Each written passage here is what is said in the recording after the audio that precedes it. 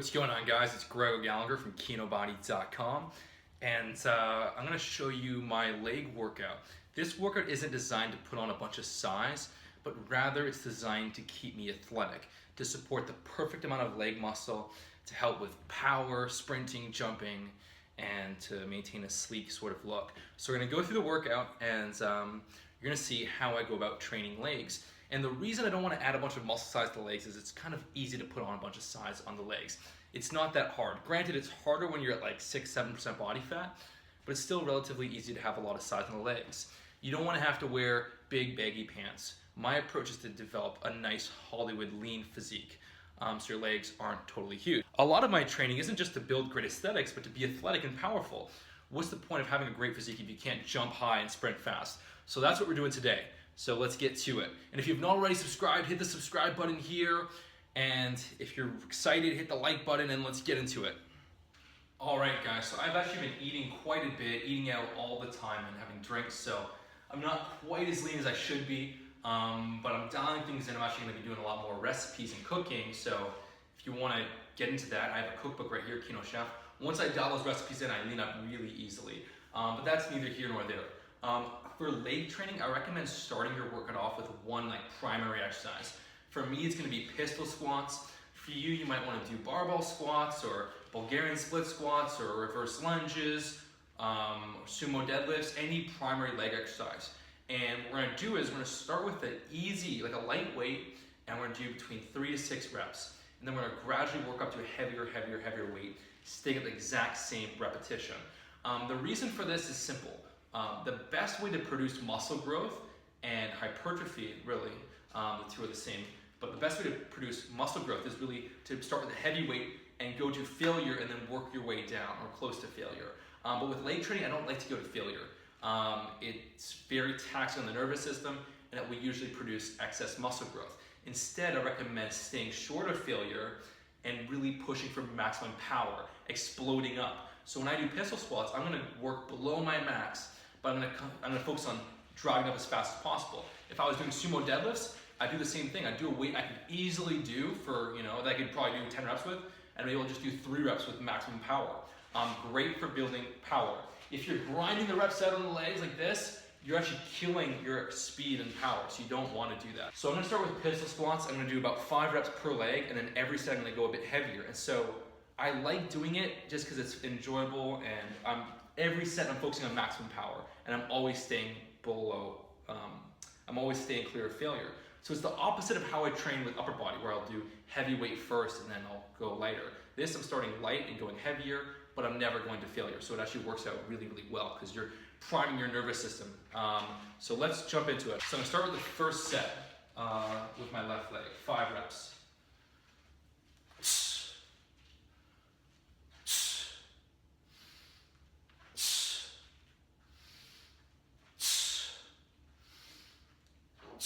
That's left. I'm going for maximum power.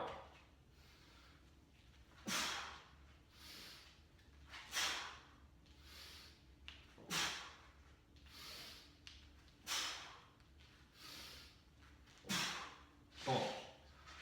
So that's how you do the first set. Now I'm going to rest 2-3 minutes. I'm going to add some weight and continue that. And I keep going until I get to a point where I'm close to failure, and then I'm going to stop. So for people that aren't very advanced, pistol squats you don't want to do because you might find that a pistol squat is already pushing you to failure. So in that case, you might do reverse lunges and start light and then go heavier. Or just barbell squats. Same thing, 5 reps. I got 10 pounds, so 20 pounds extra this time.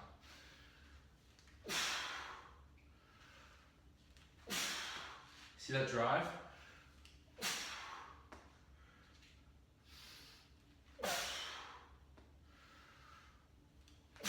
Boom, right leg.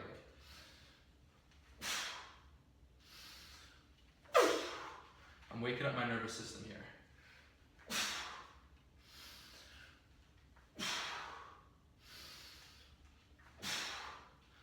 Bam. So now we're gonna go rest a little bit and go to the third set. Got 20 pounds here.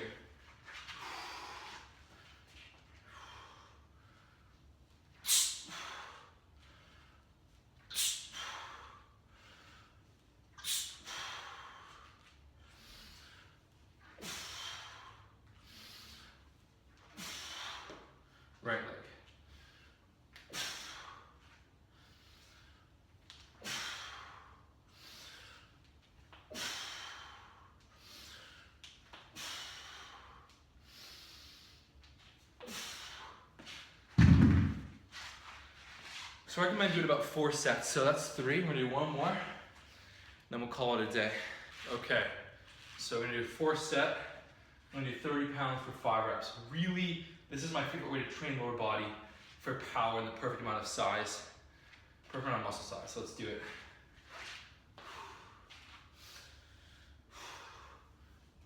Five reps.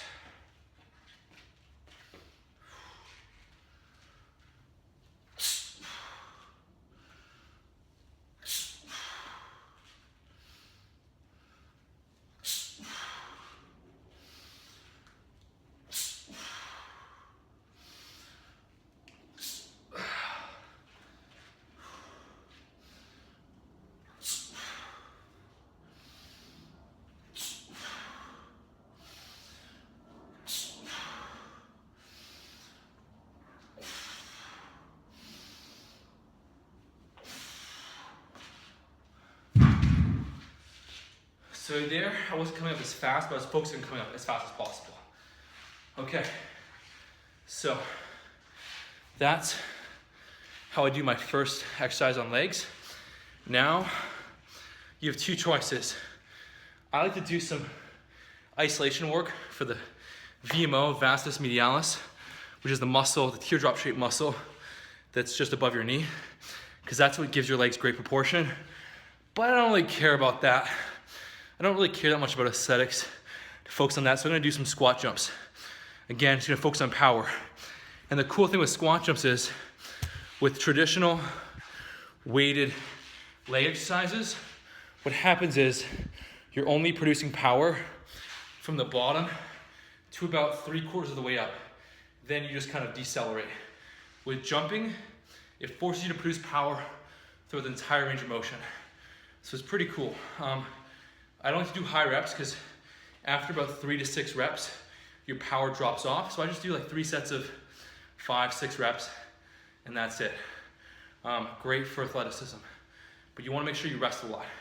Now, normally you wouldn't want to do jump training after working your legs, but we're not taking it to failure, remember?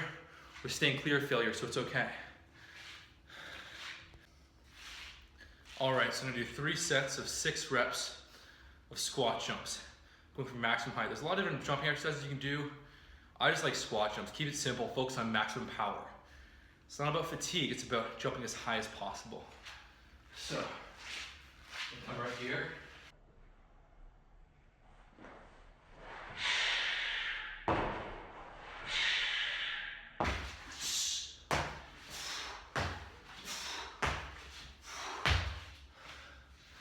So you can see how my last 2 reps, my ability to jump high got reduced. So you never want to push it too far. If you're jumping lower and lower and lower, you've lost the point. A lot of vertical jump programs focus on getting you to 10, 15, 20, 30 reps. The stupidest thing in the world. Literally the dumbest thing in the world. 6, I find, is the sweet spot for this exercise. Some exercises will just do like 2 or 3, like really aggressive box jumps, but this one's great because you don't have to think about it. Box jumps, you have to kind of battle in the head. This one you just focus on maximum height. So I'm gonna rest about 2 minutes or so and do 2 more sets. And actually, one really cool thing I like to do is between these sets of pistol squats, jump squats, I'll do a short 5 to 10 second L sit hold, which is great at strengthening your abs, but also stretching out, you know, your low back, your glutes, your hamstrings, and building a lot of really important supple flexibility, supple strength. Really cool stuff. L sits are awesome, great if you have back pain, great at injury proofing your body. So I'll do some L sits or bridges between sets of pistol squats or jump squats. And then you get more bang for your buck. It doesn't interfere with fatigue, really. So I'll show you what that looks like right here. So you can do them on a dip bar or hanging, just like this.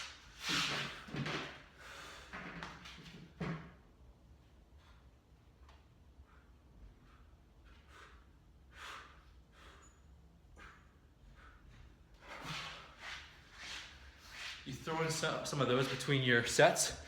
Really cool thing to do. Now let's get to my second set of jumps. Okay, let's do set number 2, 6 reps, same thing.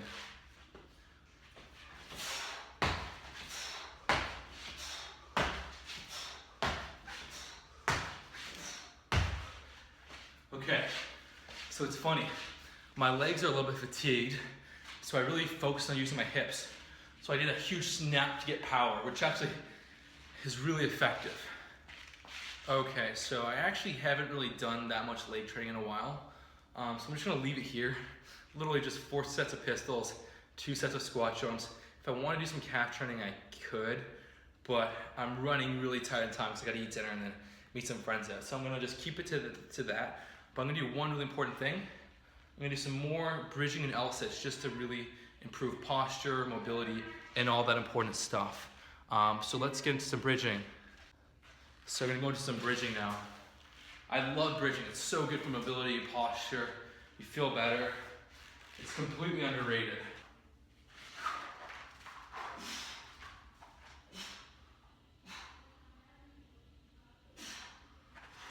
Great opening up the chest and lats.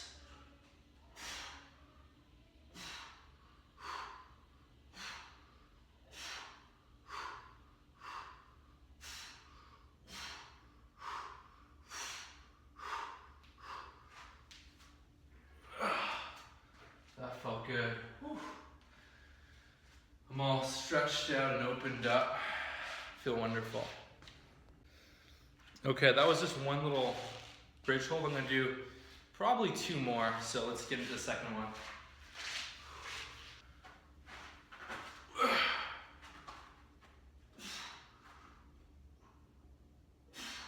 You really try to push your chest up, over, forward. Great for the hip flexors too. I try to hold it for 10 to 20 seconds.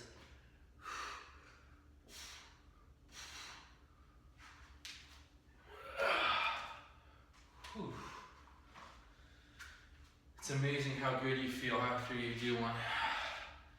All opened up, and when you improve your posture, like I talked about with with Mark Dom on another video, it improves your confidence.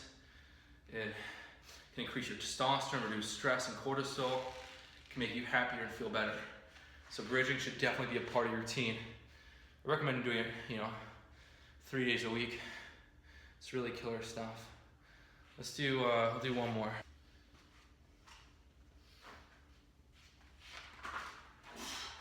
This one feels so loose. Oh.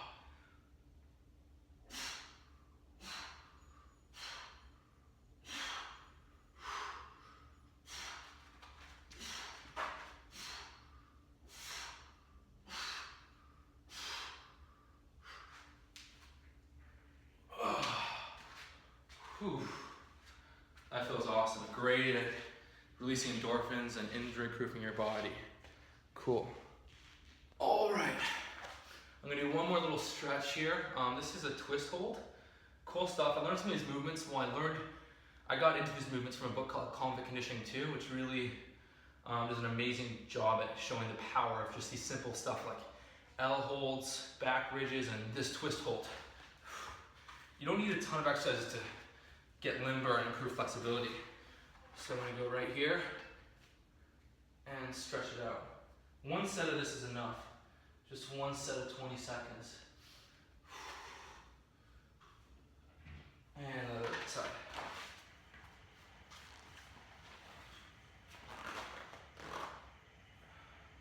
You might find that one side's tighter. That's definitely something you want to fix and address.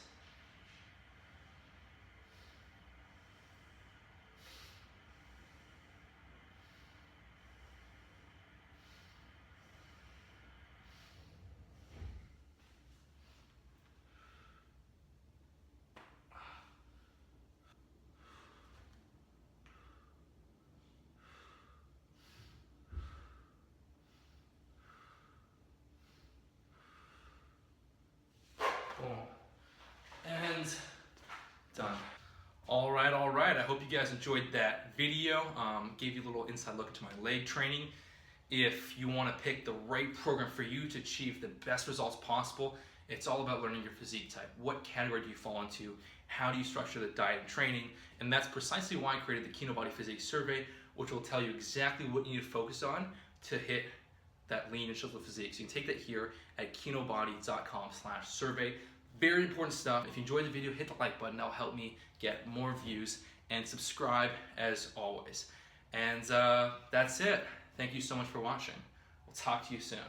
Bye.